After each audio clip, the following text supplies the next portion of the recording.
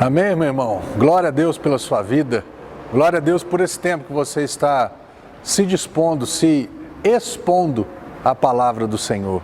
Eu sempre gosto de frisar isso, porque todas as vezes que nós nos expomos a Deus, todas as vezes que nós permitimos ser tocados pelo Senhor, todas as vezes que nós nos encontramos com o Senhor, e nós estamos nos encontrando com o Senhor através da palavra e pela palavra, todas essas vezes é impossível sair da mesma forma.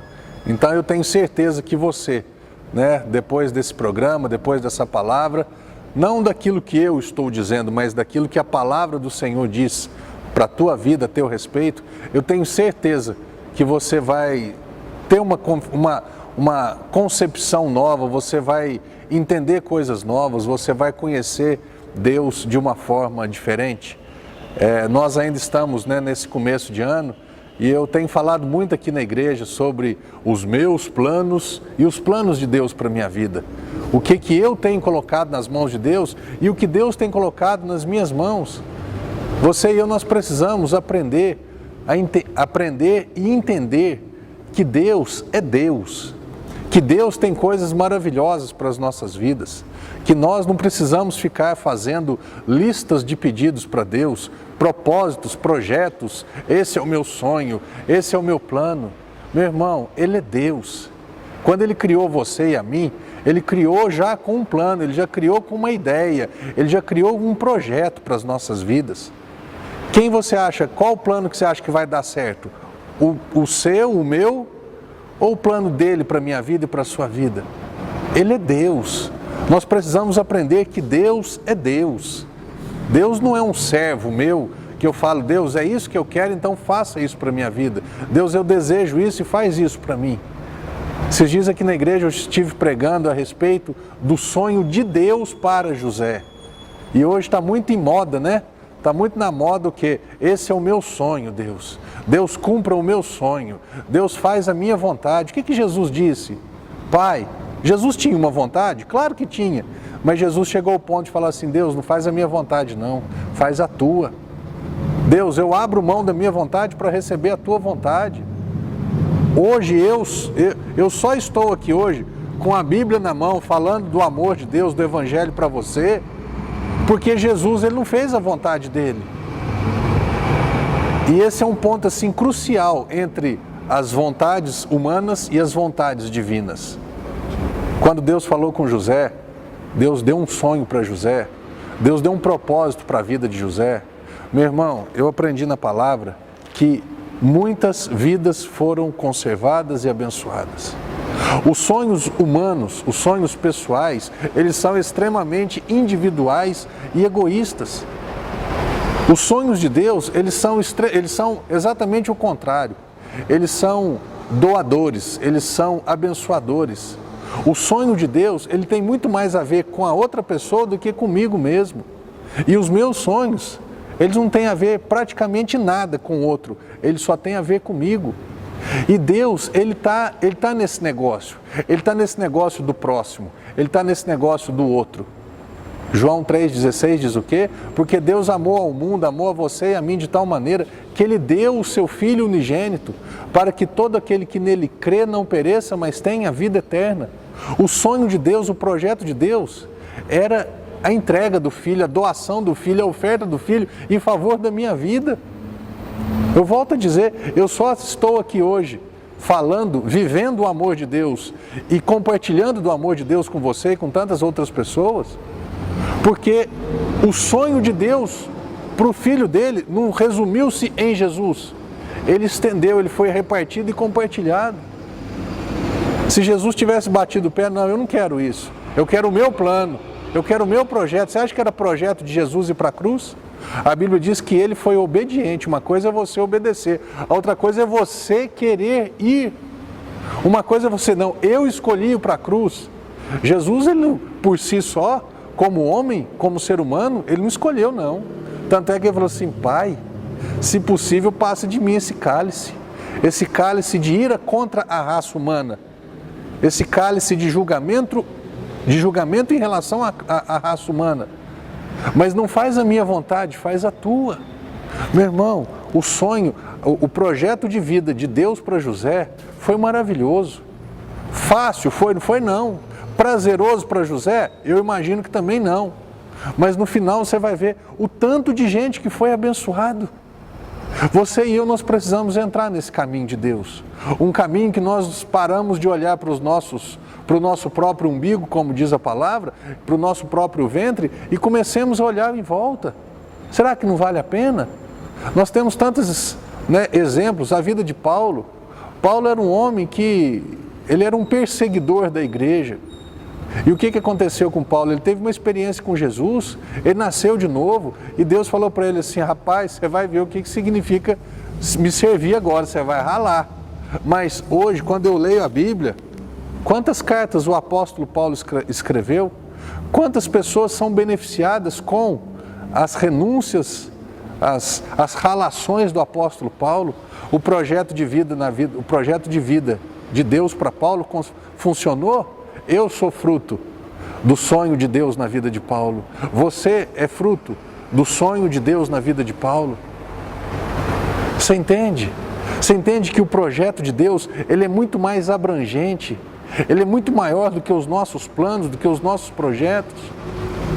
Talvez os nossos planos, eles se reduzam à nossa própria existência. Talvez os nossos planos se reduzam apenas a 5 anos, 10 anos, 20 anos da nossa existência. Enquanto o plano de Deus na vida de José estendeu por várias e várias e várias gerações.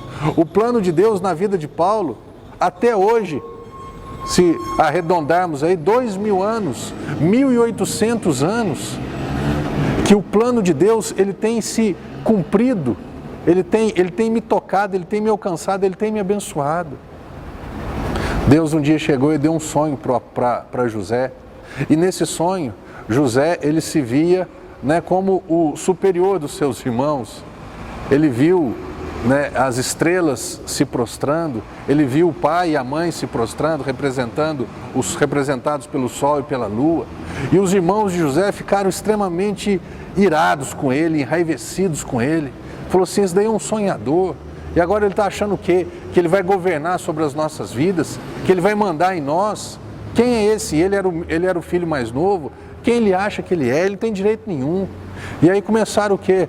Uma série de acontecimentos na vida de José, que se fosse comigo, acho que eu não aguentava o rojão, não.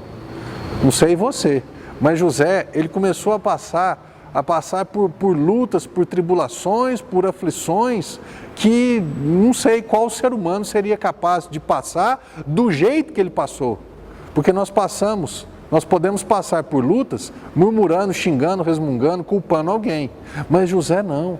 A Bíblia diz que José, um dia, os irmãos dele estavam no campo, José foi lá ver como é que estava, levar uma comida para eles, e eles já estavam com raiva de José.